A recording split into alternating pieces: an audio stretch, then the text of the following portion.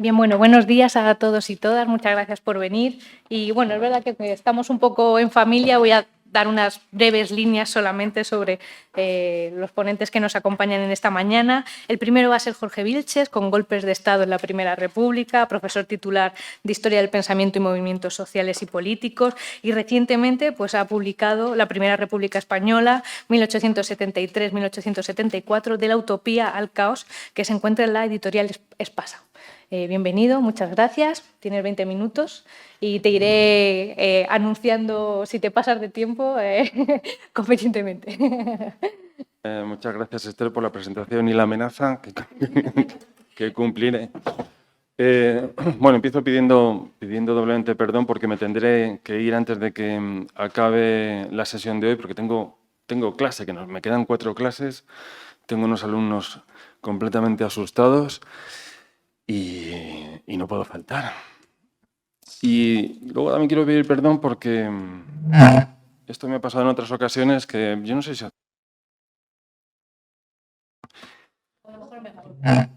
que suena bastante mal. Bueno, y también porque tenía preparada una conferencia, pero viniendo para acá se me ha ocurrido otra cosa muy distinta, bueno, no muy distinta, no, pero muy parecida a lo que iba a contar, pero que me parece muy interesante, y es la intención, de verdad, era y es hablar de los golpes de Estado en 1873. Y me he dedicado durante bastante tiempo a hacer un balance, no solamente del concepto de golpe de Estado, que es un concepto resbaladizo y muy interesante, que además es muy distinto en el siglo XIX, sobre todo cortado a mitad de siglo con el golpe en Francia de Luis Napoleón, muy asumido en España. Es decir, hay una recepción muy rápida de golpe de Estado y se aplica a circunstancias españolas, bueno, que se viven durante todo el reinado de Isabel II, muy distinto al siglo XX, pero con esa recepción del concepto y en la práctica, y distinguiendo el pronunciamiento del golpe duro de lo que es el autogolpe. Claro, para mí, el golpe, y ahora lo voy a contar, el golpe que da Pi Margall, llamado así mismo por él, en el 23 de abril de 1873, es el primer golpe moderno en España. Y lo explico. Es mucho más perfecto que el que, por ejemplo, voy a enumerar algunos, que el que dan los sargentos en 1836 con la Red Progresista de Civiles y Militares. Mucho mejor que el golpe palaciego de Narváez en el 43.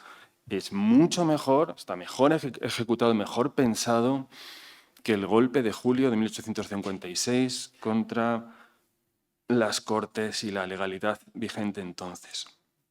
Y me explico por qué. Si os acordáis del libro de Curcio Malaparte, venía pensando, y cómo cuenta la novedad que supone el golpe de Trotsky en octubre del 17. Y Malaparte da dos claves para ese golpe, las dos cruzadas por la comunicación. Una es que corta las comunicaciones del Palacio de Invierno, las comunicaciones terrestres, y otra que corta la comunicación telegráfica y telefónica del Palacio de Invierno. Bueno, yo, si os digo la verdad, esta mañana sacando al perro, es que Pi Margall ni un golpe perfecto en todos los sentidos. Lo voy a enumerar y luego lo explico, a ver si me da tiempo. Contaba con fuerzas del orden y fuerzas armadas, entre otras cosas porque era el ministro de la Gobernación, lo que soy el ministro del Interior. Contaba además con Estébanez, que mandaba la Guardia Civil en Madrid. Contaba además con el ministro de la Guerra, Acosta. Tenía además a las milicias federales, a las que había armado desde el comienzo de la República. Es decir, la fuerza de orden la tenía bien orquestada. Contaba además con profesionales de la conspiración, dos de ellos, como eran Estébanez y el otro, Ripa y Perpiñá. Y Estébanez, que luego lo contaré, y que además él luego lo confiesa en sus memorias, que se pueden comprar en cualquier sitio por 5 euros. Cuenta en sus memorias cómo lo ejecuta, siguiendo las órdenes de Pi Margall y cómo lo lleva a cabo. Y me parece impresionante. Y Y dos elementos más. Uno, Pi Margall corta todas las comunicaciones de la Asamblea Nacional con el resto de España. ¿Y cómo lo hace? Controlando el telégrafo. Corta el telégrafo de todos los ministerios y se queda él con el único puesto de telégrafos, aparte del de la Asamblea Nacional, que hay en España. Es decir, corta todas las comunicaciones, con lo cual aísla completamente a la Comisión Permanente en la Asamblea Nacional. Y por último, lo que utiliza es la movilización popular. Una movilización popular que en ningún caso, lo sabemos hasta el día de hoy, por ejemplo, en esta especie de ocupación de las calles delante de sedes de partidos, nunca, no hay nada espontáneo. Todo está organizado. Está organizado, todo tiene sus líderes, sus cabecillas. Y en este caso, incluso, no quiero adelantarme mucho, Estebanez lo confiesa a uno de los diputados de la Comisión Permanente cuando ese diputado le dice: oye, Nicolás, que nuestras vidas corren peligro. Y le dice: tranquilo, que entre las personas que están asaltando la Asamblea están los míos para controlar la cantidad de violencia que se va a ejecutar aquí, ¿no? Bueno,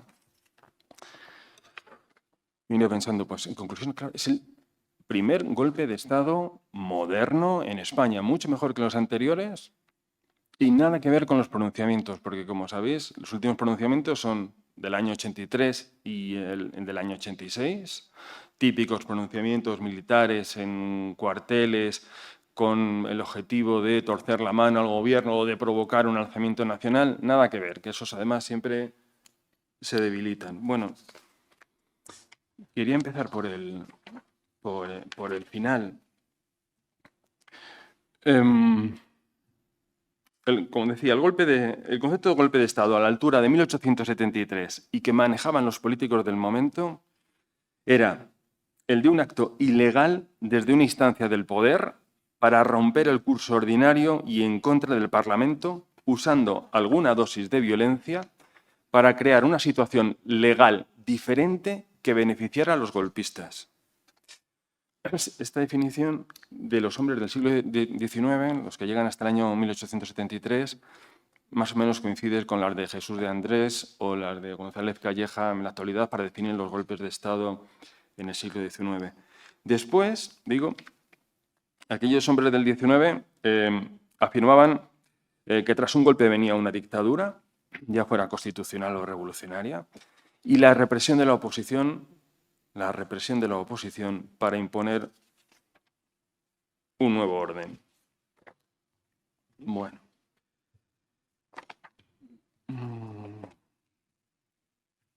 Voy a empezar para describir el golpe hablando de la Comisión Permanente. Las funciones de la Comisión Permanente eran las de fiscalizar la acción del Gobierno y, si lo creía conveniente, reunir a la Asamblea Nacional según el artículo 6 de la Ley de Convocatoria de Cortes Constituyentes, suspensión de sesiones de la actual Cortes y reforma de la Ley Electoral que fue aprobada el 11 de marzo. Como digo, el artículo 6 de la Ley del 11 de marzo. Y además tenían la función de censurar al Gobierno según el acuerdo parlamentario aprobado el 11 de febrero de 1873. Un acuerdo que además, una proposición presentada en aquellas Cortes, todavía Cortes, que no eran Asamblea Nacional, presentada por Pi Margall y firmada por Salmerón y por Figueras. Es decir, en la Asamblea Nacional estaba la legitimidad de la soberanía nacional y la legalidad para censurar al Gobierno y sustituirlo. En el ínterin, el presidente de la Asamblea Nacional asumía todos los poderes como la primera instancia del país y era la que velaba por ese cumplimiento de ese protocolo del cambio de Gobierno. Es decir, esa era la legitimidad y la legalidad. Como digo, el compromiso legal fue que la Asamblea Nacional asumía todo el poder como representante de la soberanía nacional, que de ella salía un ejecutivo responsable del Parlamento y, por tanto, amovible. Es decir, se podía legalmente sustituir.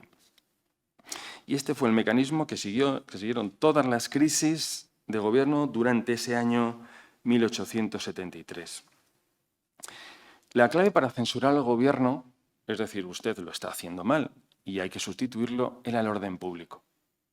Si España estaba en condiciones de disolver la Asamblea Nacional y convocar unas elecciones a Cortes, en condiciones de legalidad, de orden, de libre competencia, en el que la oposición o cualquier otro partido pudiera presentarse. Claro, lo que van a hacer, lo que hicieron los diputados radicales durante el periodo de la Asamblea y posteriormente en las sesiones de la Comisión Permanente, cuyas actas están en el Congreso de los Diputados, fue el de denunciar, y no entro si era cierto o no, no es un debate, yo no estoy para debatir con aquellos diputados, el objetivo de aquellos diputados fue denunciar el que a su opinión era un desorden público que había en España, porque existía el compromiso del gobierno presidido por Figueras de que no se iban a celebrar elecciones en aquellos distritos en los que no estuvieran aseguradas las condiciones para la libertad del voto. Bueno, Laureano Figuerola, que como sabéis era un liberal progresista, muy amigo de Prim en su día, radical en aquel momento, pidió el 17 de abril que el Gobierno fuera en pleno a la próxima reunión de la Comisión Permanente. Pi Margall, que es el hombre fuerte de la situación, decía al comienzo, se negó a esto. A pesar de lo cual, dicha institución parlamentaria, la Comisión, depositaria de la soberanía nacional, decidió que la comparecencia ministerial fuera el 20 de abril. Sin embargo, ese 20 de abril, como imagino sabéis, murió la mujer de Estanislao Figueras, el presidente, que presentó su dimisión, que no se la aceptaron, pero Pi Margall consiguió que la retirase y asumió de forma interina la presidencia del Poder Ejecutivo. En esto, Nicolás María Rivero, uno de los padres de la democracia española, habló con Andrés Borrego, un moderado histórico, que era muy amigo del general Serrano, para saber si los conservadores responderían a un, abro comillas, llamamiento dirigido a sostener los acuerdos que pudiera tomar dicha Asamblea Nacional. Lo pongo entre comillas porque esto lo dice el propio Andrés Borrego. Este plan lo contó el embajador norteamericano, Siglex, lo contó a su gobierno, que era que Rivero quería sustituir a Figueras y contar con Serrano como ministro de la Guerra. Serrano consultó con la junta directiva de su partido, que es curioso porque Serrano, que era todo un personaje que merece una buena biografía, que no tiene, pero las conspiraciones y planes que manejaba Serrano desde finales de 1872 hasta esta época eran impresionantes, de una persona completamente contradictoria y poco de fiar, y aún así consultaba algunas de sus maniobras con la junta directiva del Partido Conservador. Bueno, digo, consulta con la junta directiva del partido. Y acordaron, según escribió Andrés Borrego, que ayudarían si se lo requería de una manera oficial.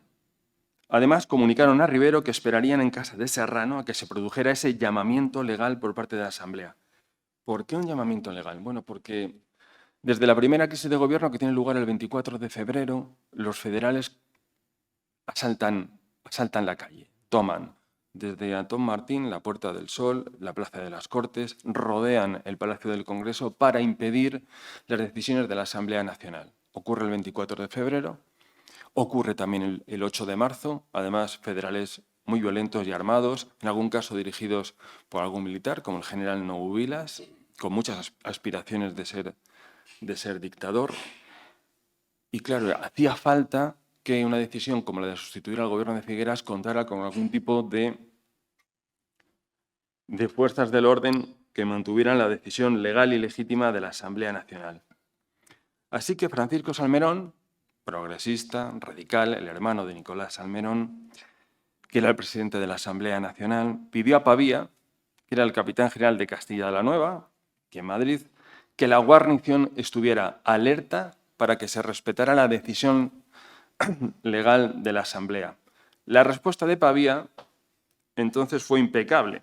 Dijo que solo actuaría si le llegaba un requerimiento oficial por desórdenes en las calles. Así se lo comunicó Pavía a sus oficiales y ordenó el acuartelamiento de las tropas, algo que era...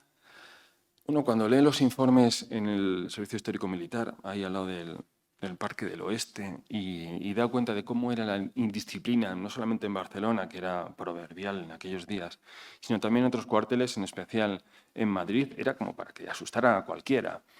El acuartelamiento de las tropas suponía que no podían salir del cuartel. ¿Por qué? Porque tanto en Barcelona como en Madrid, y esto está contado por ellos mismos en sus cartas, en estos informes que digo y en algunos testimonios escritos posteriormente en libros, cuentan cómo entran en los cuarteles y van adoctrinando a los soldados y algunos suboficiales para, en el caso adecuado, desobedecer las órdenes de sus oficiales, por ejemplo.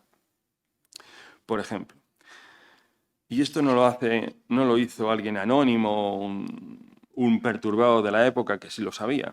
El Comité Republicano de Madrid publicó una circular el 22 de abril, es decir, un día antes del golpe, dirigida a los soldados que decía, leo, no obedezcáis, sino muy al contrario, recibid a balazos a cualquier general, a cualquier jefe faccioso que dando vivas a una asamblea que lleva más de 2 meses de difunta, quiera oponerse a las órdenes del gobierno. Claro, era un llamamiento a la sedición de las tropas para saltarse la legalidad representada en la Asamblea Nacional como depositaria de la soberanía. Los radicales, sin fuerza coactiva preventiva, ya que Pavía se había negado, a no ser que fuera legal, decidieron reunir en la Plaza de Toros a la milicia que controlaban. Además, la Asamblea no podía contar con el concurso de la Guardia Civil para que se respetara el orden porque dependía del gobierno. La Guardia Civil tenía entonces en la capital 6 cuarteles, en torno a los 1000 efectivos. Y la Guardia Civil hay que destacar que, a diferencia de los soldados, por ejemplo, cuando Pavía da su golpe del 3 de enero, primero envía a los soldados, que son de quinta, a los que se comen literalmente los diputados, y luego para dar el golpe efectivo tiene que enviar a la Guardia Civil porque son profesionales de verdad. Bueno, claro, no contaban con la Guardia Civil. Sin embargo, tenían milicia radical. La milicia radical, claro, la idea era que fuera dirigida, si hacía falta, por militares conservadores que aguardaban cerca de la Plaza de las Cortes, bueno, la Plaza de Toros, pero solo si era necesario para apoyar la decisión legal de la Asamblea Nacional. Bueno, voy con el golpe, antes de que me eche la bronca y no. Voy con el golpe. Bueno, en esas circunstancias, todo el mundo sabía, es decir, la condición del secreto, por ejemplo, de la que habla González Calleja para dar un golpe de Estado, no existe. González Calleja establece que el secretismo es necesario en cualquier tipo de golpe de Estado. Tiene que ser un movimiento que no lo sepa la opinión pública, que no esté en la opinión publicada, que no circule por los cafés, ni las tabernas, ni las calles, que la gente no lo sepa. Bueno, esta teoría de González Calleja no coincide con el golpe de Pavía el 3 de enero, donde se lo contó a todo el mundo. O sea, cuenta Pavía que él estaba el día previo al golpe, estaba el 1 de enero, en el teatro y contaba. Bueno, Pavía escribía siempre de sí mismo en tercera persona. Decía del mismo, estaba Pavía. Bueno, pues estaba Pavía en el teatro y entraron 2 personas al palco en el que estaba y le dijeron, don Manuel, ¿es cierto que va a dar usted un golpe? No, pues sí, voy a dar un golpe. Bueno, salvo en ese caso, el secretismo era una condición obligada que no se cumplió. Bueno, Pi Margall preparó el golpe de Estado desde el 20 de abril. Esto lo cuenta él, no me lo invento yo, lo cuenta él. Su idea era disolver la Comisión Permanente a la fuerza, lo que era ilegal. Lo planteó como un pulso entre la Asamblea Nacional y su gobierno, entendiendo que el gobierno era la expresión de la voluntad popular. Pi Margall contó para su plan con 2 personas que le aseguraban la fuerza. Primero, con Nicolás Estébanez, que era gobernador civil de Madrid y por tanto jefe de la Guardia Civil y con capacidad para armar y movilizar a la milicia federal. Segundo, contó con Acosta, el ministro de la Guerra, que le sirvió para inutilizar al general Pavía, que era, como decía antes, el capitán general de Castilla la Nueva. La intervención de Estébanez fue crucial. Reunió a los 22 comandantes de los voluntarios federales para que estuvieran preparados para el 23 de abril. Maffei, que era el embajador italiano, comunicó a su gobierno que Estébanez entregó armas y municiones a sus milicianos en aquellas jornadas. El gobernador de Madrid acuarteló a la Guardia Civil y reunió según sus propias palabras, a hombres de acción, para que se distribuyeran por los puntos estratégicos de la ciudad y los edificios importantes. Además, Estébanez preparó un plan por si había enfrentamiento armado y envió a sus hombres a provincias cercanas a Madrid para que, a una señal, llevaran, él dice en su libro, 60.000 federales a Madrid a través del tren. A mí la cifra me parece exagerada. Estébanez es un tipo exagerado. Lo que no me parece exagerado es el plan y que lo ejecutara. Es decir, que enviara personas para que trajeran a Madrid a sus milicianos federales. Cifra exagerada, pero plan cierto. Los envió, en concreto, se envió a Guadalajara y Alcázar de San Juan. ¿Por qué? Para conectar con Andalucía, que, como sabe Diego perfectamente, era un centro federal muy activo, con milicianos federales muy activos, y a Valencia, que era otro centro también muy activo. El papel de Acosta, como decía antes, era inmovilizar a Pavía, que había defendido la legalidad de la Asamblea Nacional y de la Comisión Permanente. Así que, en la mañana del 23 de abril, ordena a Pavía, con todos sus oficiales, que se presente en el ministerio. Y allí, en el ministerio, lo retuvo mientras Pi y Margal maniobraba con las fuerzas militares. Pi llamó a varios generales federales para hacer entrega de órdenes firmadas por Figueras y Acosta, en las que se le veía el sello de las Cortes. Ojo, porque ese sello de las Cortes era falso. ¿En quién confió Pi Margal? Confió en el general Hidalgo, que de dilatada trayectoria conspirativa y revolucionaria. A Ferrer, contó también con Fernando Pierrat, que fue el que fue en julio a Sevilla a levantar el cantón, huyendo a los 2 días. Y Pavía se enteró de todo esto mientras estaba retenido por Acosta en el Ministerio de la Guerra. Pidió explicaciones y el ministro se negó a contestar para forzar su dimisión, cosa que, conociendo a Pavía, lo hizo de forma inmediata. Acosta tenía preparado al sustituto, que era el general Mariano Socias, que también era federal. Es decir, que la tropa de Madrid ya estaba ganada para la causa de Pi Margal. Rispa y Perpiñán, también un conspirador que lo dejó por escrito, pasó por los cuarteles el 22 de abril para concertar la respuesta de tropa y de oficiales afines. El mensaje era que la República estaba en peligro si caía el gobierno federal y que a una orden de Estébanez tomaran las armas. A esto el alcalde de Madrid, Juan Pablo Marina, un hombre bastante torpe, reunió a unos 4.000 hombres de la milicia radical en la Plaza de Toros. Estaba muy cerca del Palacio de los Duques de Medinaceli, donde esperaban Serrano con otros militares conservadores que, entre ellos Topete, por ejemplo, que no pocos años antes, Topete era el gran hombre glorioso del 68 que había hecho la revolución, es decir, militares de prestigio, pero sin mando. Es más, Topete y Letona, el general Letona, los que tenían contacto con los milicianos que estaban en la Plaza de Toros. Además, Francisco Salmerón había colocado a unos milicianos radicales en la carrera de San Jerónimo. Los había colocado allí para, según decía, asegurar las libertades de la Asamblea Nacional. Bueno, voy a los hechos. Los diputados de la Comisión Permanente se reunieron en el Palacio del Congreso el 23 de abril a las 2 de la tarde. No hubo sorpresa. Pi, Margal y Acosta no acudieron, a pesar de que se trataba de una sesión de control parlamentario y estaba acordada la presencia de todos los ministros. Los diputados radicales, que luego se lo achacaron y se criticaron unos a otros, no reaccionaron. Rivero, José Echegaray y otros radicales pronunciaron largos discursos durante 2 horas sin tomar una decisión. A las 4 de la tarde llegó al Palacio del Congreso el ministro de la Guerra, Acosta. Su misión era presentar que aquello era una agresión de los radicales y conservadores a la República en referencia a los hombres que estaban reunidos en la Plaza de Toros y en el Palacio de los Duques de Medinaceli. Bueno, por fin. Y sigo. Pero, claro, no dijo nada de los voluntarios federales que estaban apostados en los lugares estratégicos de la ciudad desde el día anterior. Acosta le siguió el Ministerio de Hacienda, que era Tutau, y que pidió que el gobierno, o anunció que el gobierno se iba a retirar. Bueno, Pi Margall mandó columnas contra la Plaza de Toros con apoyo de artillería, que las dirigió el general Hidalgo, que iba con las órdenes selladas por el gobierno y por las Cortes, con este sello falso que decía.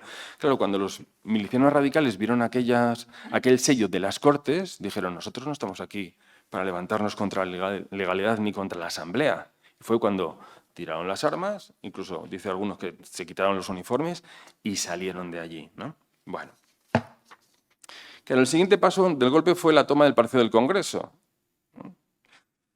Las tropas federales rodearon el Congreso y comenzaron a amenazar de muerte a los diputados. El propósito de Pi Margall era hacer entender a la Cámara Soberana que era su prisionera y que la iban a disolver. A las 2 de la mañana, 12 horas después, entraron y los asaltantes gritaron que la comisión permanente quedaba disuelta y ellos presos. Me voy acelerando.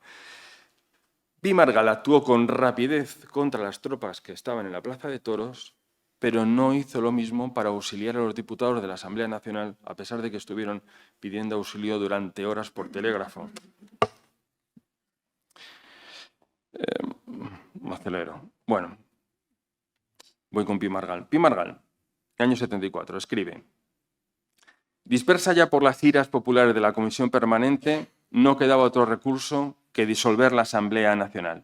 Disolver la Comisión Permanente era, comillas, en rigor un golpe de Estado, con el objetivo de imponer la voluntad de un pueblo a la que unos pocos hombres querían torcer.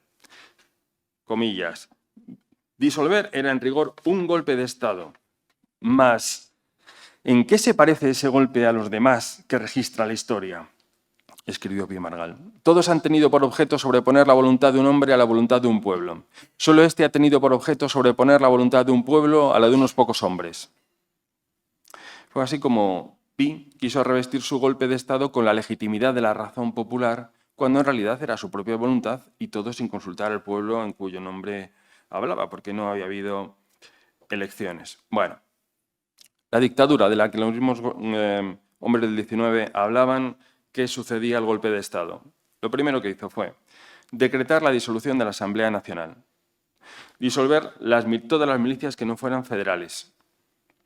Hizo que los voluntarios federales ocuparan el Palacio del Congreso durante varios días para impedir que los antiguos senadores y diputados acudieran. Estébanez publicó un bando ya el 27 de abril diciendo que, pidiendo calma, porque durante 4 días se había ejecutado otra orden de Estébanez por la cual se habían visitado las casas de todos los diputados, periodistas, radicales y conservadores en su búsqueda. A Barzuza, lo tengo por aquí y prometo terminar, escribe el 27 de abril a Moreno Rodríguez, 2 republicanos. Dice: no hay seguridad personal, se hacen visitas domiciliarias, se registran las casas, se prenden las personas y se cometen toda clase de atropellos. ¿Cómo lo habían conseguido? Porque los asaltantes de la Asamblea habían robado del Palacio del Congreso la lista con las direcciones de todos los diputados y fueron a buscar uno a uno. Entre el 23 y el 27 de abril, los voluntarios federales asaltaron los domicilios de políticos, militares y escritores radicales y conservadores. Incluso fueron a buscar a Manuel Becerra para asesinarlo en su casa y no lo encontraron, y al general Serrano, al cual Estébanez salvó la vida. Bueno, la represión terminó con un bando de Estébanez, que lo dio por concluido, el mismo 27 de abril, fecha en la que hubo una concentración federal en Madrid para, comillas, solemnizar el triunfo alcanzado por el gobierno de la República sobre la canalla realista. Termino con unas palabras de Abarzuza. Escribe a Moreno Rodríguez y dice: ya sabrá usted el golpe de Estado que el gobierno dio, sublevándose contra la Asamblea y contra la legalidad, haciendo que las turbas invadieran el Congreso y disolvieran de hecho la Comisión Permanente. Y terminaba la carta diciendo: un 2 de diciembre en que el héroe es Estébanez. ¡Qué vergüenza! ¡Qué ignominia! Moraita, que fue testigo, otro republicano, testigo de aquello, escribió tiempo después lo siguiente, y con esto termino de verdad, te lo prometo, Ainhoa. Dijo, la República había dejado de ser, refiriéndose al golpe del 23 de abril, había dejado de ser a los pocos días de proclamarse el gobierno de los más para ser la dominación de los menos. Gracias. Bien, damos de paso a Esther y Serezade, por favor.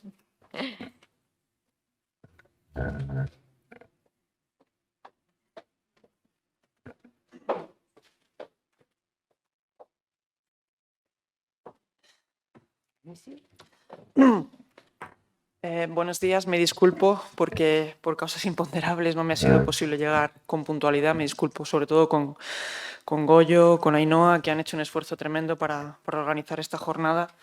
Y me disculpo con Jorge, que no he podido escucharlo desde el principio. De todas formas, me siento como en casa porque con toda esa galería de nombres que citaba Jorge, yo no lo escuchaba a él. Debo decirte que no te escuchaba a ti. Estaba leyendo mentalmente a Galdós y la quinta serie. Porque pienso, ¿no? Y ahora viene un personaje galdosiano también, no un personaje histórico. Nos va a hablar Esther García Moscardó, que es doctora en Historia Contemporánea por la Universitat de Valencia. Actualmente es investigadora doctora en el Instituto Universitari d'Estudis de les Dones de la misma universidad. Y su actividad como investigadora se ha centrado en la cultura política republicana del siglo XIX español. Entre sus publicaciones destaca por encima de todas su monografía acerca de Roque Barcia, que se lleva por título Roque Barcia Martí, auge y caída de un nuevo Mesías revolucionario, editada por Comares en 2021. Y el título exacto de su ponencia es Caudillo amado y alma de la revolución, Roque Barcia y la experiencia cantonal. Muchas gracias, Esther.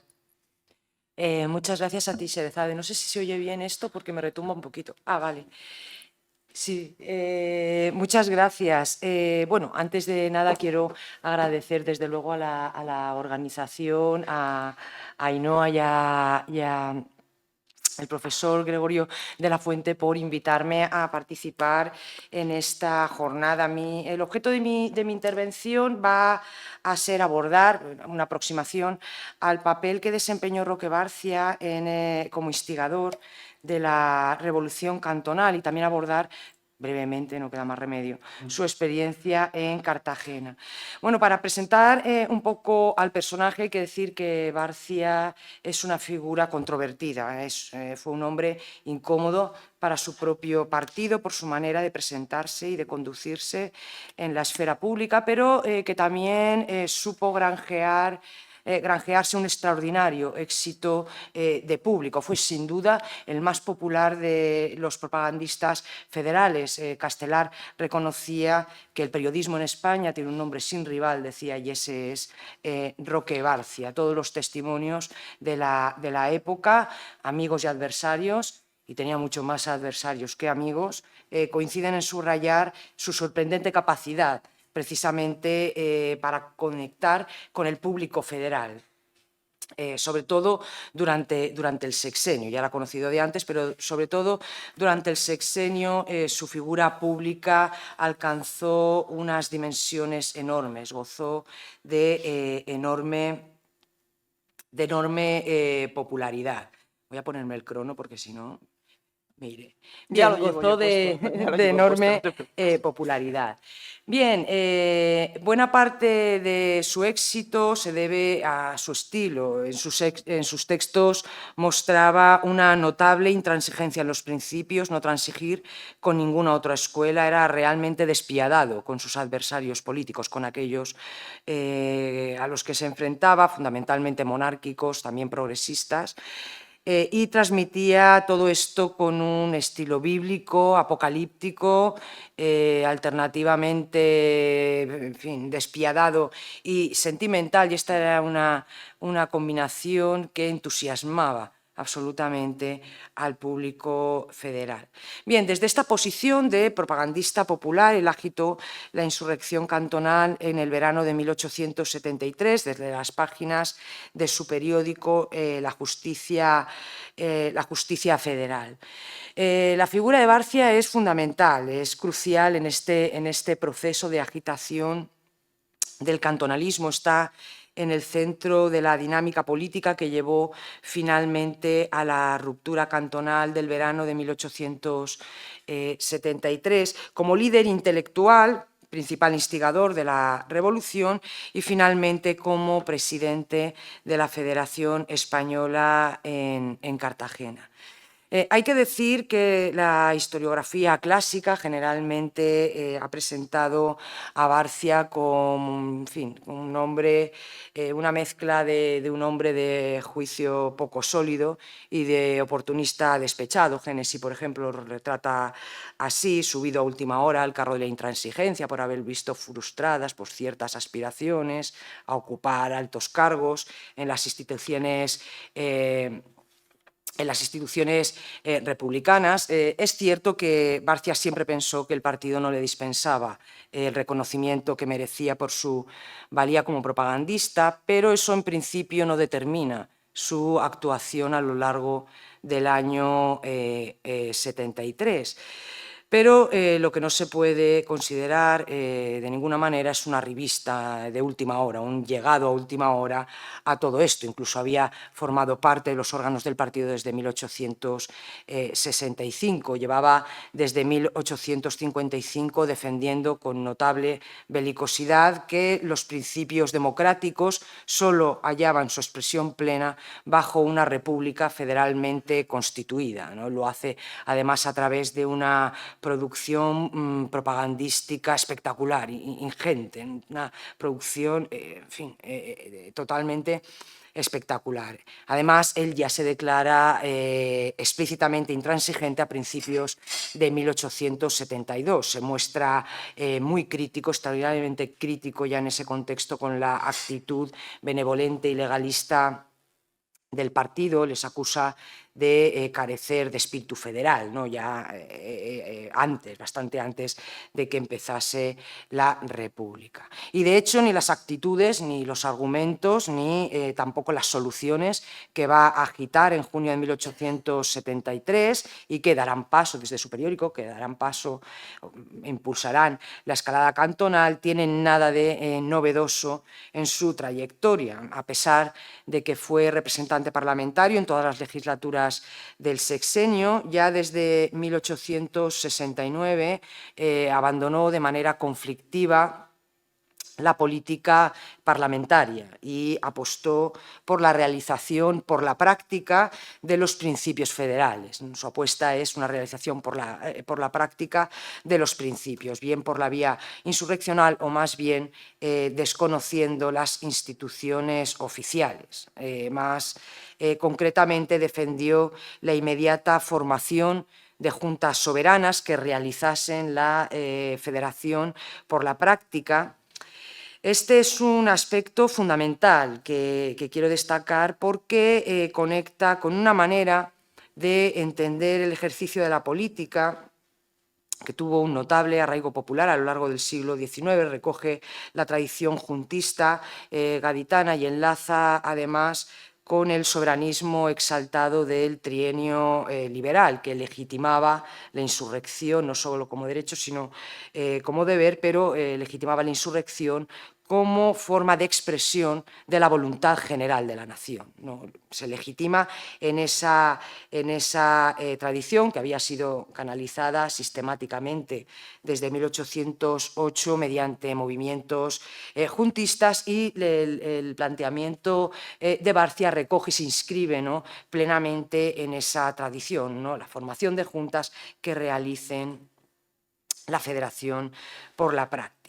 Bien, con objeto de preparar al partido para ese escenario, él publicó ya en 1870 su constitución federal, cantonal, provincial y municipal, que era en buena parte una adaptación de la Constitución suiza de 1848 al caso español, con algunas adiciones, algunos elementos de la Constitución estadounidense, pero hace esa adaptación para ir adelantando ese camino. Bien, pues todos estos ingredientes que forman parte de su trayectoria y que, como digo, no eran nada nuevos a la altura de 1873, los vamos a encontrar en sus alegatos y en su actuación desde la Justicia Federal. Es un periódico que Barcia había fundado en el mes de abril de 1873, precisamente con el único fin, según sus propias palabras, de ensayar la federación, de llevar adelante la federación. Tuvo un éxito notable. El periódico rápidamente se erigió órgano de los intransigentes y es desde donde Barcia lideró intelectualmente e instigó la revolución cantonal. Hay que decir que Barcia, a pesar de su belicosidad, formaba parte de la Asamblea Nacional, refundida el 11 de febrero, y votó a favor de la propuesta de Pi y de otros de dejar a unas Cortes Constituyentes el diseño de la República. De momento acató la decisión y recomendó paciencia a sus lectores. Pero esta actitud cambió precisamente después del 23 de abril. Él exigió personalmente a Pi Margall, como ministro de la Gobernación, que proclamase de manera inmediata la República Federal. Desde el balcón de la Gobernación, le dice, ahora mismo sale al balcón y proclama la República Federal, sin esperar a la reunión de las Cortes Constituyentes. Y ante la negativa de Pi se negó y él inició una campaña, no fue el único, hubo muchas comisiones de los clubs que exigieron este movimiento. Pi se negó y inició ya una campaña extraordinariamente dura contra el gobierno y los gobiernos sucesivos republicanos. Su célebre estilo despiadado se dirigió ahora contra los gobiernos federales con un éxito espectacular, hay que decirlo. El conservador Julio Burey recordaba muchos años después cómo se vendía aquel periódico, dice. Todos los que en aquellos días éramos niños recordamos el grito de los vendedores de periódicos, la justicia federal, escrita por Roque Barcia. Las volanderas hojas volaban de verdad, parecían pan bendito. Así pasaban de las manos del vendedor a las de millares de fanatizados y anhelantes lectores, ¿no? Tiene una repercusión extraordinaria, y para que se entienda el efecto que causaba sus mensajes, sus artículos, os voy a leer un mensaje que envía precisamente el Club de Cartagena a La Igualdad en abril de 1873, lo publica La Igualdad haciendo referencia a los textos de Barcia. Dice: para el ciudadano Roque Barcia, vuestro artículo Legalidad ha enloquecido a 500 revolucionarios reunidos en el Club de Amigos de la Libertad. Lo hacen suyo y dicen: estamos dispuestos, ordenad. Este es el tipo de efecto que causaban los textos de Barcia en su público, en sus lectores. Bien, la escalada cantonal se desata tras la convocatoria de las elecciones municipales. Es un punto de inflexión señalado. Una vez proclamada la federal, el procedimiento, la convocatoria de unas Cortes municipales a la antigua usanza, era inaceptable para Barcia en una lógica de construcción del poder político y de la soberanía desde la autonomía individual pasando por el municipio hasta el Estado federal. Era absolutamente inaceptable, y el 20 de junio ya va a llamar desde la Justicia Federal a hacer efectiva la solución que llevaba años proponiendo.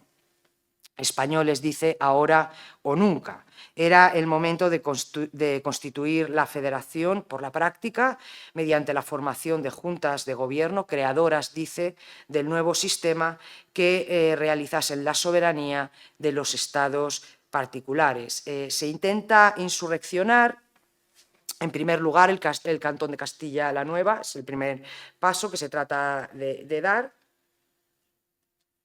Y los preparativos desembocaron finalmente en la formación, el 29 de junio, del Comité de Salud Pública de Madrid, a propuesta de Barcia, que también ocupó su presidencia. Al mismo tiempo dio directrices desde la Justicia Federal para la reunión de los representantes de los distintos cantones, que se suponía que se iban a formar, y dictó el procedimiento que se debía seguir para su construcción institucional desde los municipios, aunque este procedimiento hay que decir que no tuvo demasiado éxito. Es en este momento cuando salen los diputados intransigentes a los diferentes territorios. Parece que por orden de Barcia, él mismo parece que también partió de viaje al Ferrol, pero bueno, se trata de insurreccionar ya las diferentes ciudades, incluso Portugal. Se está en contacto con Portugal para insurreccionarlo también. Pero bueno, se intenta en principio formar el municipio revolucionario de Madrid, pero la rápida actuación del gobierno de Pi Margall atajó este movimiento.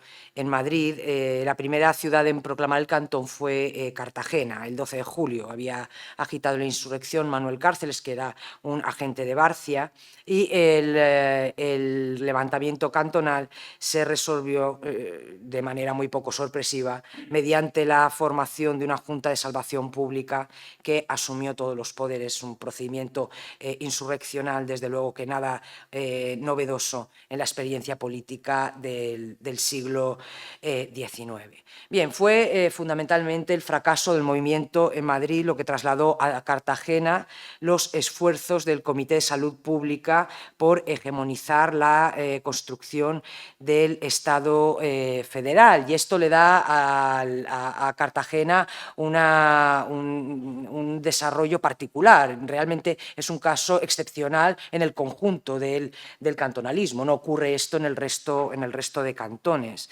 Entre el 24 y el 27 de julio, la tensión entre la Asamblea y la Junta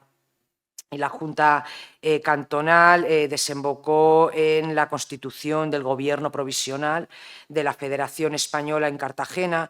Es difícil precisar la influencia de Barcia en su formación. Él estaba desde luego en contacto con la Junta, con Manuel Cárceles, pero todavía no estaba en la ciudad. Él se encontraba todavía en Madrid al frente del Comité de Salud Pública. No llegó a Cartagena hasta el 27 de julio, cuando se empiezan a perseguir a los integrantes de la comisión. Llega invitado, dicen, por las autoridades cantonales a ocupar la presidencia del gobierno provisional de la Federación Española. El periódico El Cantón Murciano anunciaba el acontecimiento, destacaba su calidad de iniciador del movimiento cantonal y añadía además que el pueblo sería reticente a dejarse guiar por otros que, cito textualmente, no fuesen los caudillos amados que habían sido el alma de la revolución. ¿No? Por eso he puesto ese título a esta intervención. Bien, bajo la presidencia de Barcia, el gobierno provisional asumió explícitamente la tarea de dar cohesión y unidad al movimiento federal en toda España, atribuyéndose los poderes superiores de la Federación Española. Para ejercerlo se formaron 8 ministerios, se dispuso la convocatoria de una asamblea federal que debía reunirse cuando la mitad de las provincias más una se hubiesen insurreccionado, pero nunca llegó esta asamblea a reunirse. Aún así, Barcia defendió la legitimidad del gobierno de Cartagena en esa tradición soberanista que hacía de la insurrección una expresión legítima de la voluntad general de la nación, ¿no? Defendió la legitimidad del gobierno de Cartagena, consideraba depositario de la voluntad de la Asamblea Constituyente, Como sabemos, los cantonales no pusieron nunca en duda la unidad nacional, sino que se arrogan en Cartagena, fundamentalmente que es donde se forma el gobierno provisional, se arrogan la legitimidad constituyente de una España verdaderamente constituida, ¿no? Verdaderamente federal, ¿no? El conflicto derivó, en fin, lo sabemos, en una situación de guerra civil en el mes de agosto. Parece que Barcia no era partidario de prolongar la situación desde que se inició el sitio de la ciudad el 13 de agosto, pero su actuación en el cantón es controvertida, es bastante controvertida. Tras la capitulación de Cartagena, él trató de desvincularse del gobierno cantonal. Él decía que quiso abandonar Cartagena, que no acudía a la Junta, que la atormentaban las muertes causadas por los cantonales en sus incursiones, en Alicante y en Almería, pero sobre todo en Almería, ¿no? Que no estaba de acuerdo y que buscó apartarse de la Junta, esto es lo que dice, pero lo cierto es que su actuación al frente del gobierno provisional está fuera de toda duda. Él presidió todas las asambleas importantes y firmó todos sus decretos. También defendió cerradamente las actuaciones del cantón desde las páginas del cantón murciano, incluso participó personalmente en alguna expedición naval en busca de apoyos a abastecimientos como la que se dirigió a Valencia. Él participó personalmente en la expedición a Valencia. No solo no se desvinculó de las instituciones cantonales, sino que asumió la vicepresidencia de la nueva Junta Soberana de Salvación Pública, que sustituyó al gobierno provisional el 2 de septiembre, que se abandona el gobierno provisional y se retoma el modelo de la Junta Soberana. Y además ocupó la presidencia de su Comisión de Relaciones Cantonales y Extranjeras, aunque sí que es cierto que trató de dimitir de esos cargos. Hay documentación en la que se muestra claramente que él dirige a la Junta su petición de dimitir de sus cargos y no es aceptado, no se le acepta la dimisión. Pero bien, según algunos testimonios, su opinión tenía peso y se le tenía en consideración, aunque, como digo, pues, su actuación es bastante ambigua. La ventaja estratégica de Cartagena marcó la pervivencia del cantón. En el momento que el golpe de Pavía puso fin al periodo constituyente federal. Muchos creían que Cartagena aún aguantaría mucho tiempo, pero capituló finalmente el 12 de enero de 1874. A diferencia de otros miembros de la Junta, Barcia no huyó a Orán en la Numancia, sino que permaneció oculto en el consulado de Portugal unos días hasta que pudo trasladarse a Madrid y solicitar pasaporte para Francia, donde se exilió durante unos años después de realizar un viaje a Tierra Santa. Bien, la condena a Barcia como principal instigador del movimiento cantonal fue unánime.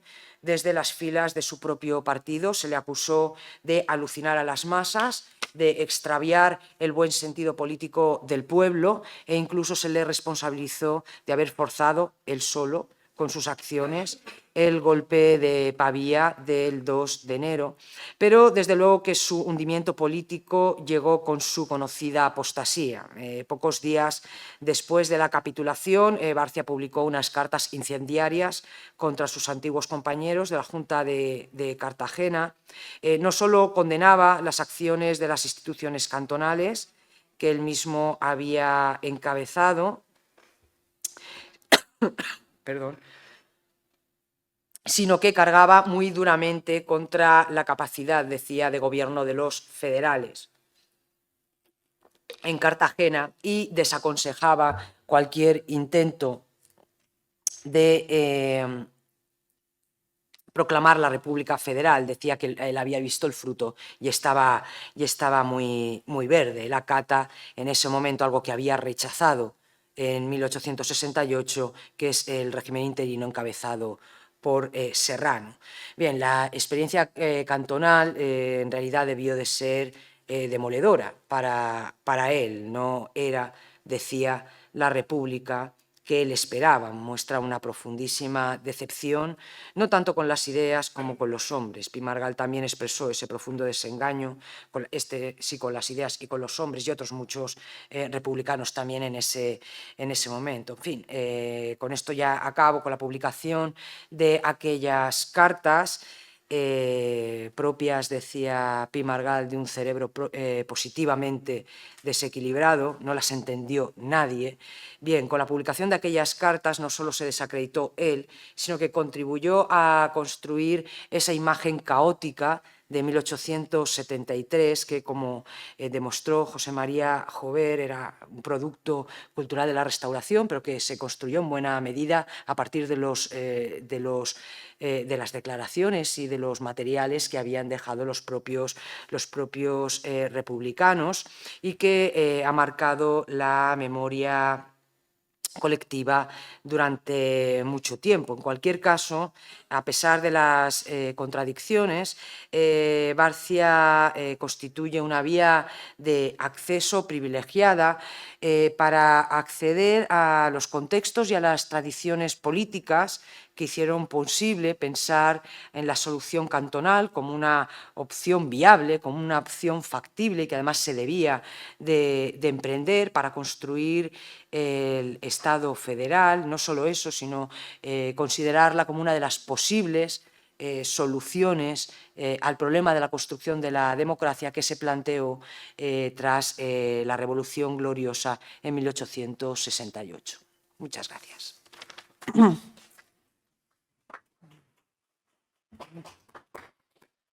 Agradezco a Esther que no me haya puesto difícil el trabajo de moderación. Me llama al orden.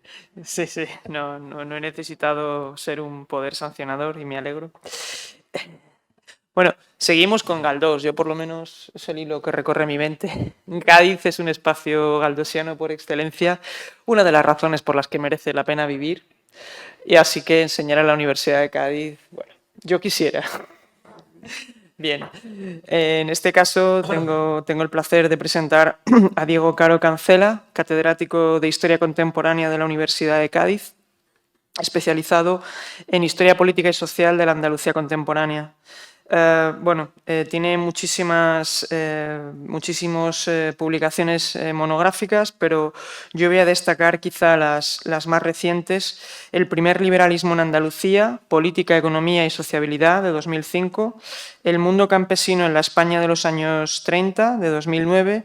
Y Diccionario biográfico de parlamentarios de Andalucía, 1810-1869, obra colectiva que dirigió y que apareció en el año 2010. Por citar un libro publicado el año pasado, República y Republicanos en Jerez de la Frontera, 1789-1923. Y bueno, el profesor Diego Caro nos va a hablar de Fermín Salvochea y el movimiento cantonal en Andalucía. Muchas gracias. Voy a hablar al revés. Primero voy a hablar de los cantones andaluces y después voy a hablar de Fermín Salvochea. Bueno, lo primero que quiero decir es las gracias a Gregorio de la Fuente y a Ainhoa también por la organización de este coloquio y por la invitación que me hace o que me ha hecho para estar aquí con tan buenos amigos y compañeros con los que he compartido muchas batallas alrededor del sexenio y de la Primera República. Voy a ordenar mi intervención breve, como se nos ha exigido, sobre 4 grandes aspectos. Primero, hablar algo sobre si existe una tipología de los cantones andaluces. Fue probablemente la región o el territorio en donde hubo más cantones, la última clasificación que yo he visto, en un reciente libro de Quintín Casal sobre la democracia en España, habla de 24 cantones, de los que 12 fueron en Andalucía, ¿no? En segundo lugar, hablaré de la doble militancia de los cantonales, que es lo que explica gran parte de la realidad de lo que ocurre en estas semanas, de las medidas que se tomaron.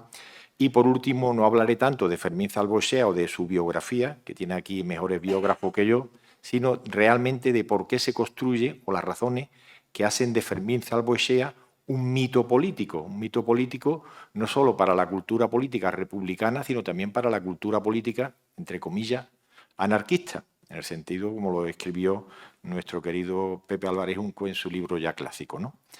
Bueno, hace 50 años justamente se publicó la que durante mucho tiempo fue la monografía probablemente más consultada por nosotros sobre la Primera República. La escribió Juan Ferrando Badía, que entonces era un catedrático de Derecho Político de la Universidad de Salamanca. Se llamaba el libro La Primera República Española, pero luego tenía un subtítulo más aclaratorio, que era Historia político-parlamentaria de la Primera República, porque realmente él lo que va a manejar fundamentalmente son el diario de sesiones. No era historiador y se basa mucho en lo que escribe en el diario de sesiones. Un libro que se publica en el 73, pero que fue prácticamente calcado en un capítulo que luego incluyó en el famoso tomo 34 de la Historia de España de Menéndez Pidal, que coordinó José María Jover y que incluso llegó a recibir el Premio Nacional de Historia, porque es un libro, yo creo que de los tomos de la Historia de España para mí, de los más completos. De todas las ideas que Ferrando Badía da en su libro sobre la Primera República, yo creo que la que ha tenido más éxito y la que tuvo más continuidad por otros fue la tipología que él establece del movimiento cantonal, distinguiendo 3 tipos de cantones. Él hablaba primero del cantonalismo como una revolución regional y descentralizadora, porque él lo presentaba allí donde se dio este tipo de cantones como una reacción contra el centralismo estatal, pero también contra la organización provincial e incluso municipal, o contra la capital de la provincia. Y ponía como ejemplo, por ejemplo, un manifiesto del cantón de Jumilla, en Murcia, que decía que se proclamaba independiente y que declaraba que deseaba estar en paz con todas las naciones extranjeras y, sobre todo, con la nación murciana. O, por ejemplo, lo que decía un manifiesto de la escuadra cantonal de Cartagena, que quería hacer rumbo hasta una potencia extranjera cuando se dirigía a Alicante. De todas formas, Ferrando consideraba que el paradigma de este cantón regional, descentralizador y solamente de carácter político fue el de Valencia, ¿no? Que no tuvo en este aspecto ningún componente revolucionario. Después él plantea el cantonalismo, o habla de un tipo de cantonalismo, como una revolución política, y lo identifica claramente con el cantón de Cartagena, en donde, por lo que ha contado ahora mismo Externo, el movimiento cantonal estuvo protagonizado por una llamada burguesía de agitación, que es un concepto que yo creo que él toma de José María Jover, en un artículo muy famoso, Conciencia obrera, conciencia burguesa en la España contemporánea, de los que pudieron ser buenos paradigmas, esta revolución política de Cartagena, personajes como ha comentado Esther, Roque Barcia, el general Juan Contreras o el propio héroe popular Antonio Gálvez Antonet, ¿no? Y por último, él habla del cantonalismo como movimiento social, que sería, vinculándolo a la emergente Primera Internacional Española, una respuesta, el cantonalismo, a la decepción, dice él, de las masas campesinas ante una república federal de la que esperaba, entre otras cosas, la desaparición de los impuestos, la supresión de las quintas o incluso la abolición de la propiedad privada. En este aspecto, el cantonalismo sería el movimiento, este tipo de cantones, una especie de comuna a la española, ¿no? Una comuna española que él plantea heredando mucho de lo que escribe o lo que había escrito un montón de años antes Juan Díaz del Moral en su conocido libro de la historia de las agitaciones campesinas andaluzas, y que continúa después, en el año 77, esta tesis del cantonalismo como movimiento social, identificándolo con los cantones andaluces, por ejemplo, una historiadora, Temma Kaplan, norteamericana, que escribió un conocido libro que un catedrático de esta facultad, Pepe Álvarez Junco, le hizo una reseña, yo creo que demoledora, y que puso de manifiesto todas las debilidades que tenía este libro, porque se presentaba como el primer estudio que iba a explicar los orígenes sociales del anarquismo en Andalucía, y el libro realmente, en este aspecto, fue un fiasco, ¿no? Fue un fiasco. Bueno, este planteamiento de los cantones como una insurrección de marcada tendencia socialista, entre comillas, también la había mantenido el año antes en quizá una de las primeras historias que se publican modernas sobre los orígenes del movimiento obrero español, que fue la de Clara Elida, que cuando hizo su tesis publica en el año 1972 su libro Anarquismo y Revolución en la España del siglo XIX. Y Clara Elida ya plantea una manifiesta identificación entre el cantonalismo como revolución social, entre comillas, y lo va a identificar con los cantones andaluces, fundamentalmente basándose en 2 supuestos. Primero, que en la dirección de estos cantones había una conocida presencia de militantes internacionalistas, es decir, vinculados a la Primera Internacional, y también por las supuestas medidas más radicales que en el ámbito social y económico tomaron estos cantones andaluces. Ya mi compañera Gloria Espigado también ha manifestado que efectivamente hubo una clara colaboración internacionalista en la causa cantonal, pero también advirtió ella que tampoco podemos caer en una trampa, y es que la presencia de los internacionalistas en la dirección de los cantones fue en su momento exagerada por dos tipos de literatura contradictorias, ¿no? En primer lugar, fue exagerada por la prensa conservadora y parte de la prensa republicana vinculado al republicanismo benévolo, que exageró la presencia internacionalista y anarquista en los cantones para justificar después la represión que practican sobre ellos. Y luego también hay una exageración de la presencia internacionalista o bakuninista en los cantones a cargo de los padres fundadores del marxismo, fundamentalmente de Federico Engels, ¿no?, que hizo un informe muy conocido, Los bakunistas de nación, que se reproduce en el libro, bueno, que se tradujo al español, Revolución en España, y que tiene una frase lapidaria. Dice, critica a los internacionalistas, anarquistas, para poner en evidencia el fracaso del movimiento. Y dice al final de su informe, los bakunistas nos han dado en España un ejemplo insuperable de cómo no se hace una revolución, ¿no? Entonces, la pregunta que tendríamos que hacernos es hasta dónde llegó esta presencia internacionalista en los cantones y por qué se produjo, ¿no?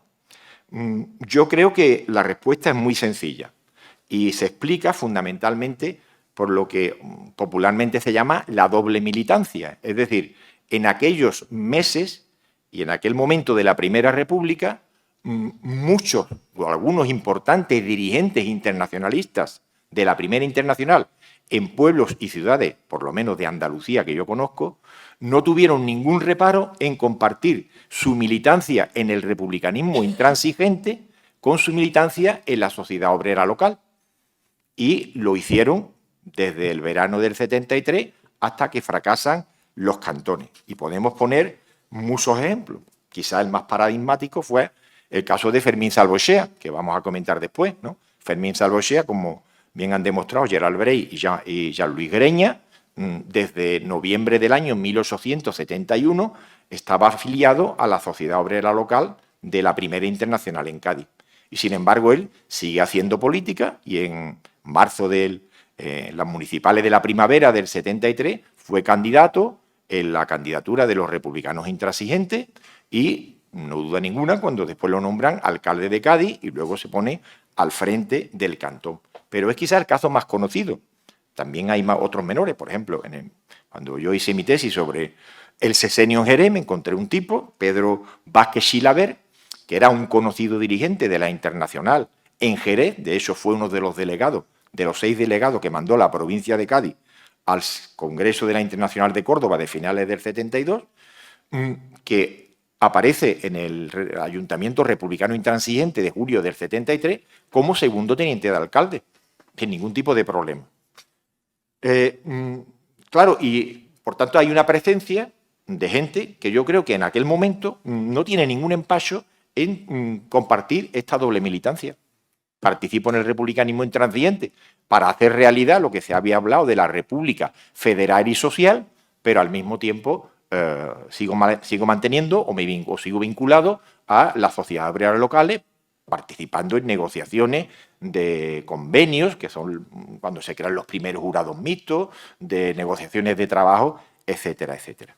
Y luego también cuando se analizan las medidas que toman estos cantones, entre comillas, sociales, pues se da cuenta uno de que la distinción esta, que en su día fue muy exitosa, de Ferrando Badía, no tenía mucho sentido. Es decir, no hay una clara distinción entre cantones sociales y políticos, porque las medidas que toman estos ayuntamientos o estos cantones intransigentes o cantonales nunca pusieron en cuestión lo que llamaríamos el orden liberal burgués. Gloria, que está aquí, lo ha estudiado en Cádiz, a través de la gestión de Salvochea, no solamente como líder del Cantón de Cádiz, sino antes como alcalde de Cádiz, y son medidas de carácter que podemos llamar sociales, la retirada del tratamiento de ciudadano, de señor, imponerlo de ciudadano. Y yo aquí hago un inciso, y es interesante estudiar, por ejemplo, la influencia del lenguaje jacobino en estos cantonales, la resurrección del concepto de comité de salud pública, ¿verdad?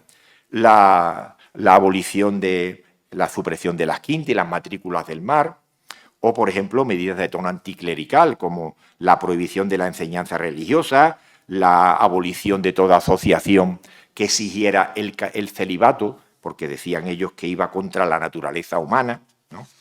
La supresión de los archivos parroquiales para un futuro archivo de registro civil y municipal, y lo mismo ocurre con el cantón de Sanlúcar, que, como recuerdo, Denma Kaplan había puesto como paradigma de comuna anarquista o de revolución anarquista.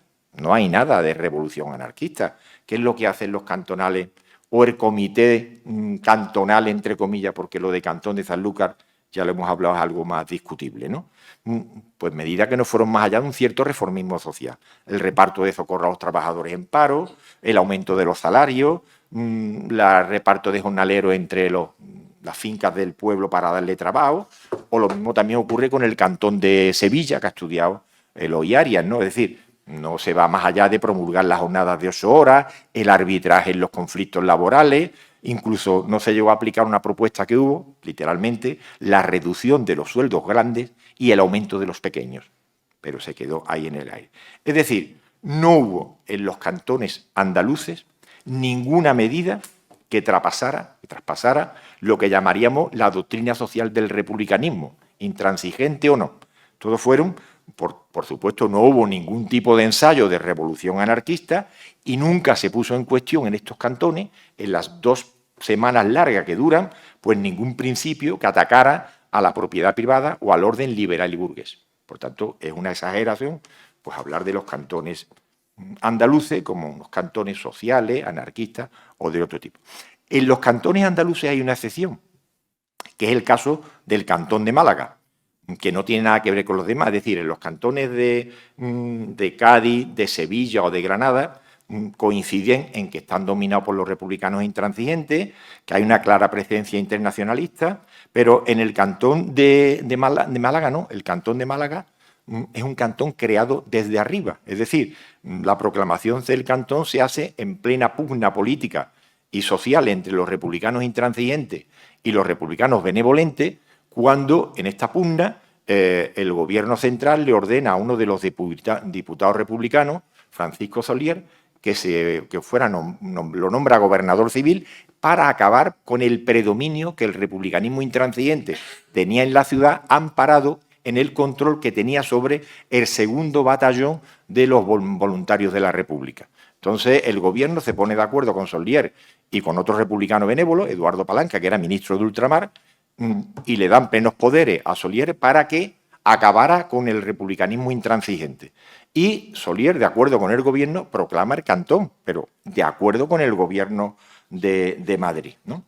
Y proclama el cantón y, desde luego, decreta la disolución de este batallón de los voluntarios de la República, ordena también la destitución del ayuntamiento intransigente y nombra a otro que, por cierto, cuando quiere elegir a sus miembros por votación, lo vuelven a ganar los intransigentes y lo vuelve a destituir, amparándose en que había habido irregularidades y que no se había dejado participar en las elecciones a los pueblos. Y, por tanto, tenemos un cantón malagueño claramente pactado con el gobierno de Madrid en las siguientes condiciones: yo te respeto el cantón mientras que tú me garantices el orden público. Por eso el cantón de Málaga es el que más tarda en ser disuelto por las tropas de Pavía. Todos los cantones anteriores, el de Cádiz, primero el de Sevilla, que se hace de una manera violenta y sangrienta, con 2 días de combate, pero en Cádiz se presentan a las puertas de Cádiz y Salvoesia se rinde. Pero el de Málaga no. Disuelve el cantón de Granada el 12 de agosto, y de hecho el gobierno no le permite a Pavía entrar en Málaga. De hecho, se dice que Pavía dimitió en 2 ocasiones porque quería acabar con el cantón de Málaga, pero como había esta especie de pacto, tiene que esperar hasta que caiga el gobierno de Salmerón y llegue Castelar, que no se siente vinculado a este pacto, y a mediados de septiembre entra en Málaga y disuelve el cantón, disuelve el cantón y se queda ya solamente el cantón de Cartagena. El final de los cantones andaluces pues es lo mismo que ha contado Esther sobre los cantones levantinos, es decir, un cuerpo de ejército de 2.000 hombres mandados por Pavía que los va disolviendo poco a poco, con la excepción del cantón de Málaga. Y el final también es igual, es decir, detención de los promotores del cantón, desarme de los voluntarios, registro domiciliario buscando armamento, clausura de las sedes políticas y sociales y nombramiento de nuevas autoridades ya procedentes del republicanismo moderado o benévolo. El cantonalismo fracasó por la falta de coordinación y la represión que viene a continuación lo que va a hacer es dejar el cantonalismo prácticamente, pero dicho, al republicanismo federal y a las sociedades obreras internacionalistas quebradas y absolutamente arrasadas, ¿no? De hecho, es aquí donde yo creo que se debe situar ese fomento del antipoliticismo anarquista que empieza a aflorar en el movimiento obrero en los años de la Primera República.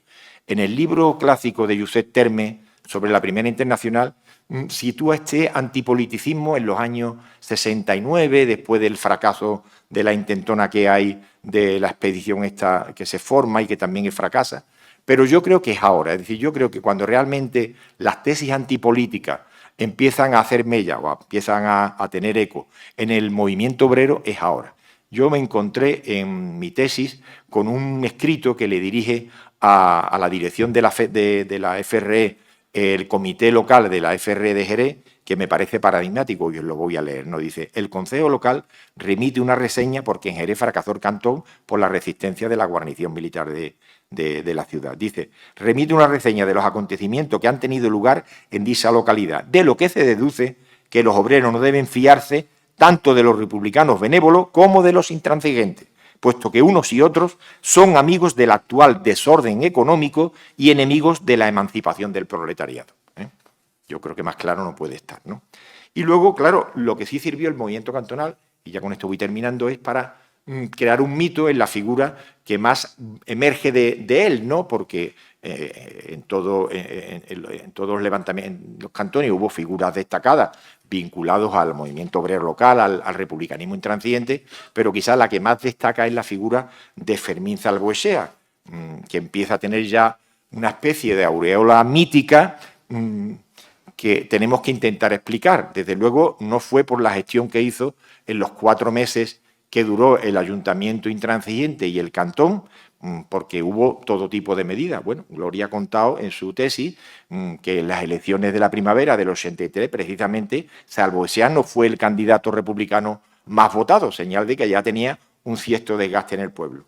Pero Salvoechea se ha convertido probablemente en la figura más biografiada de la historia del Cádiz contemporáneo. Y estoy hablando de una ciudad que proporcionó a la historia de España políticos de primer nivel y presidentes del gobierno: Isturi, Alcalá Galiano, Mendizábal o Segismundo Moré, por poner 4. Bueno, pues Salvoechea tiene más biografía que estos 4, yo creo que juntos, si empezamos a reconstruirla. ¿Por qué esta creación de este mito de Salvoechea, ¿no? Bueno, yo creo que en primer lugar por su comportamiento personal, ¿no? Salvoechea no fue como Roque Barcia un arrepentido, ¿no? Ni ajuró del cantón, ni se escapó, como se escapó Juan Contreras y Antonete, sino que se quedó allí y arrostró con las consecuencias que le iba a traer la represión del cantón, y entre ellos a él le cayó una condena a cadena perpetua, ¿verdad? Entonces yo creo que ya hay un claro contraste. En segundo lugar, su evolución del republicanismo al anarquismo y el hecho de que las dos culturas políticas lo asumieran como un héroe. Es decir, Salvoechea va a ser un personaje mitificado tanto por el republicanismo como por los anarquistas. Es más, cuando ya era claramente un anarquista adherido a lo que llamaríamos las tesis del anarcocomunismo de Kropotkin, en el año 1886, cuando va a empezar a publicar su periódico El Socialismo, los republicanos de Cádiz lo invitan a formar parte de su candidatura en las elecciones que se van a convocar para ese año. Alcanza, por ejemplo, bueno, está también detrás su condición de personaje literario. No salió tanto en las novelas de los episodios nacionales de Galdós, pero, por ejemplo, Blasco Ibáñez lo convierte en un protagonista destacadísimo de una de sus novelas más populares o de las que más vendió, que era La bodega, Fernando Salvatierra. Bueno, no había que echarle mucha imaginación para ver que Fernando Salvatierra era Fermín Salvochea, ¿no? Igual que los Dupont eran los Domé, etcétera, etcétera. Un libro que por aquí en Andalucía vendió miles de ejemplares y una estadística más reciente, pues tenía a la altura de los años 20, el libro se publicó en 1905, tenía más de 40.000 ejemplares vendidos. Y aparece ahí con esa aureola de profeta anarquista que va predicando la doctrina por los campos de Jerez, con el trasfondo de esta insurrección que hay en el asalto llamado asalto campesino de 1899. Y luego en las novelas de Ramón de María de Valle Inclán, dos novelas muy conocidas de él, Baza de espadas, que forma parte de la trilogía del Ruedo Ibérico, en donde aparece Fermín Salvochea preparando el pronunciamiento junto a Bakunin en un barco, y el personaje este tan controvertido de Pauli Angulo, al que luego le echaron el muerto del asesinato de Prim, ¿verdad? Y luego en otra novela ya póstuma, que se publicó después de Valle Inclán, El trueno dorado.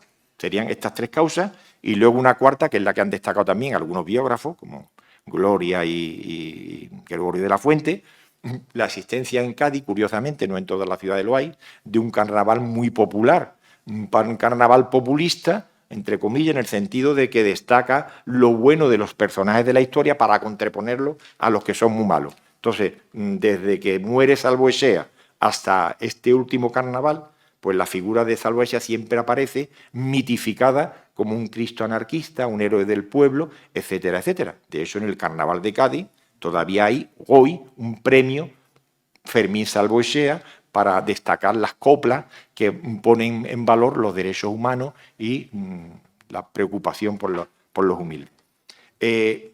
Termino ya con tres cosas nada más. Yo creo que sobre el tema del cantonalismo andaluz y en general, yo creo que hay tres cosas que yo creo que habría o que seguirían necesitando de una mayor investigación. Por ejemplo, la cartografía detallada del movimiento cantonal, en el sentido de que yo creo que si acudiéramos a los archivos locales encontraríamos bastante más información de lo que es la geografía del movimiento cantonal en este periodo, al margen de las que ya conocemos. En segundo lugar, la preparación del movimiento, es decir, Esther lo ha contado, todo parece que arranca de este famoso comité que crea Roque Barcia en Madrid con su periódico, La Justicia Federal, etc. Cuando uno analiza las historias locales, por lo menos las que yo conozco, se da cuenta de que antes de que ocurriera esta declaración de insurrección general, los ayuntamientos intransigentes empiezan a comprar armas, cientos de Mauser, de carabinas, preparando lo que va a venir, y eso ocurre antes, inmediatamente, que llegan estos movimientos internacionales, esta declaración de Roque Barcia y demás, ¿no? Y luego también habría que intentar, yo creo que ahí en este aspecto, el último libro que ha salido de Jean Moissan, ¿no?, sobre el cantón de Cartagena, ¿no?, Federación o Muerte, lo que llamaríamos el análisis sociológico de los cantonales, ¿no? Ella lo ha hecho utilizando las listas de los huidos a Argel, y yo creo que ahí hay una pista también para tener un retrato de lo que es la sociología de los cantonales, en la línea, bueno, de esta historia social que hemos conocido tanto de Roudé y demás, ¿no?, de la multitud en la historia, ¿no? Creo que serían tres temas que se podían considerar y sobre los que se puede avanzar bastante más, ¿no? Y aquí me quedo.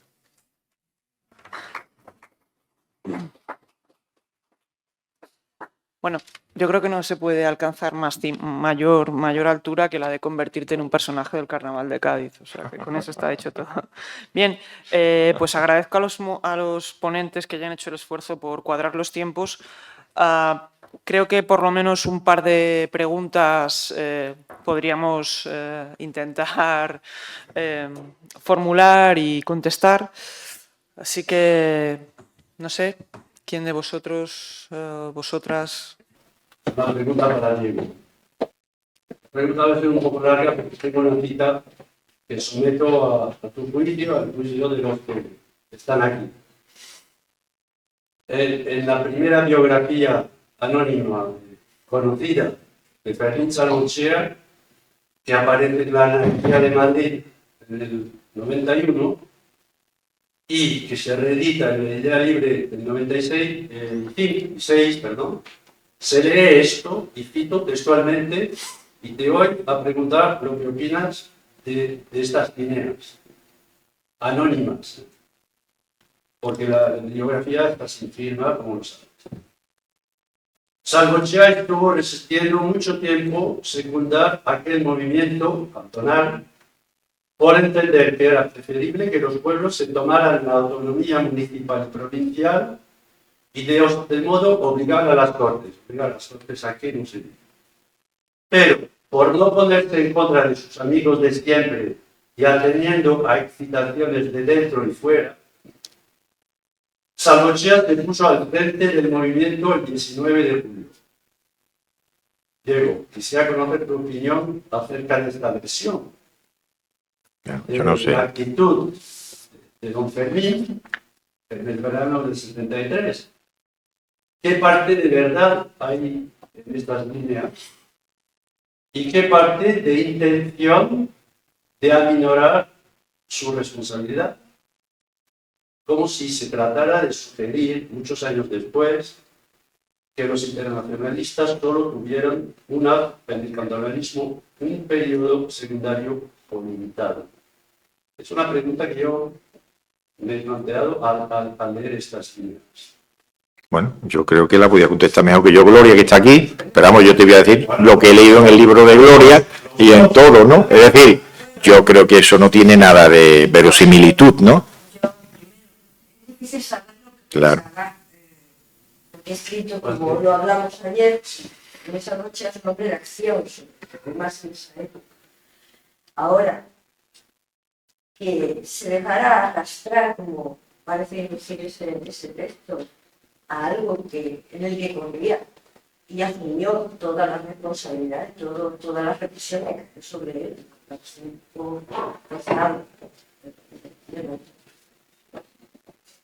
Y además es que yo creo que movernos en esas fechas, en esa doble coordenada de la doble militancia, estoy recordando, por ejemplo, que en febrero del año 72, claro, los que habían internacionalistas estaban haciendo reuniones en el Circo con los republicanos, con los intransigentes, y que se llamaban la atención unos a otros. O sea, que había acercamiento y que para muchos no era incompatible esa realidad. Porque las sensaciones de que nuestra nochea, pues, tiro para adelante convencido. Yo estoy de acuerdo. Entonces hay una intención detrás de estas líneas.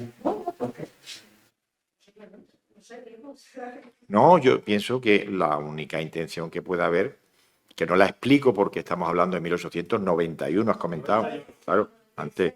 En octubre del 91 está con un proceso por lo del socialismo, Sí. de mayo, pero no está todavía en la cárcel por lo de Jerez.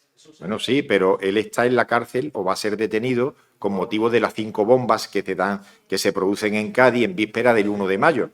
Entonces yo creo que hay una cierta una pretensión exculpatoria de todo esto, pero los hechos objetivos demuestran que él estuvo al frente del cantón desde el primer momento, siendo ya alcalde de Cádiz, y por tanto él asumió muy dignamente, a diferencia de este Roque Barcia, sus responsabilidades, porque él podía haber hecho como hizo el general Contreras, porque nada más fácil que salir de Cádiz en un barco y escaparse, ¿verdad? Este texto se refiere a su actitud a la hora de proclamar el cantón, Sí. no a cuando se va a asumir la responsabilidad. Sí. No, yo creo que hay, y de hecho, allí en Cádiz, que yo sepa, bueno, y Gloria lo puede contar, ¿no?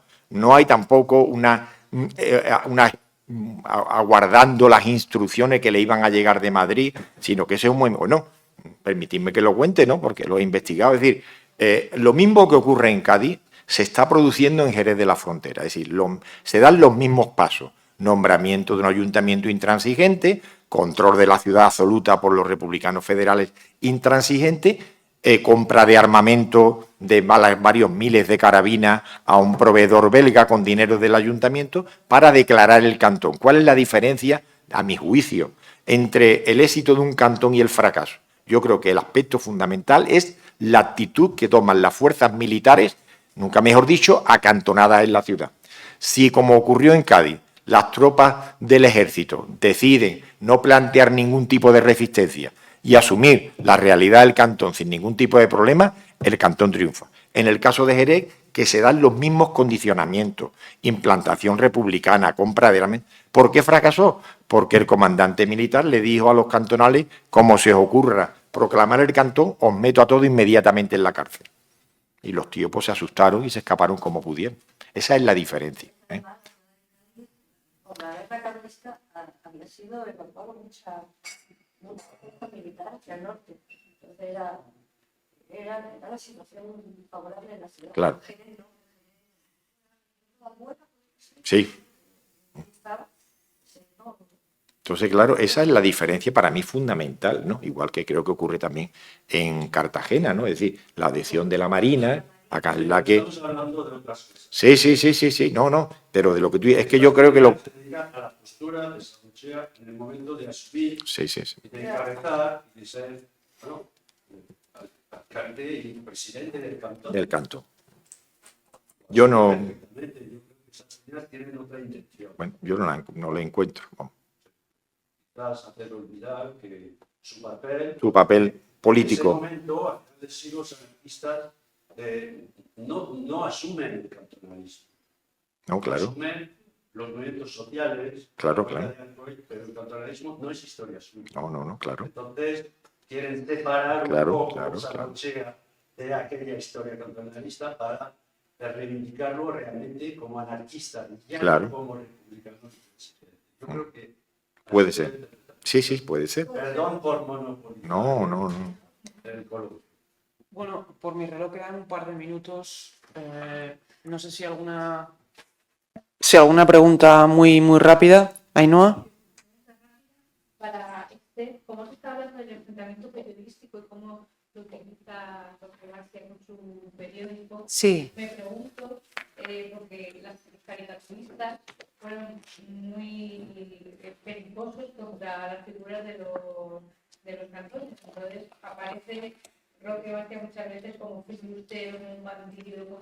No sé si desde su periódico esta postura de los caricaturistas en algún momento le enfrentó o solamente se enfrentaba con otros periodistas. No hacía caso porque las caricaturas también fueron muy populares.